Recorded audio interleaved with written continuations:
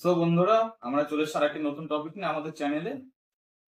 আমাদের প্রবলেম হতে পারে অনেক সময় যে আমাদের ক্যাট6 তার ওয়াইফাই রাউটার থেকে আমরা কম্পিউটারে বা কোনো কিছুতে কানেক্ট করছি, আমাদের তারটা শর্ট পড়ে যাচ্ছে কোনো কারণে, বা আমি জায়গা পরিবর্তন করছি, আমার ইলেকট্রনিক তার এক্সট্রা লাগতে পারে। এবার যেহেতু ক্যাট6 তার জয়েন করা যায় না, সেক্ষেত্রে কি করা যায় আমি সেটা তোমাদের দেখাবো। এটা হচ্ছে ফিমেল অ্যাডাপ্টার, এর দুপাশে RJ45 বোঝা যায়। তো আমি 1 মিটার কেবল দুটো নিয়েছি, নিয়ে আমি এটা দেখাবো তোমাদেরকে। এর একটা মাথা ফিমেল অ্যাডাপ্টার দিলাম, বিপরীত পাশে অন্য একটা মাথা দিলাম। এবার দুটো তারের এন্ডটা আমি লাইন টেস্ট করে তোমাদের টেস্ট করে দেখাবো।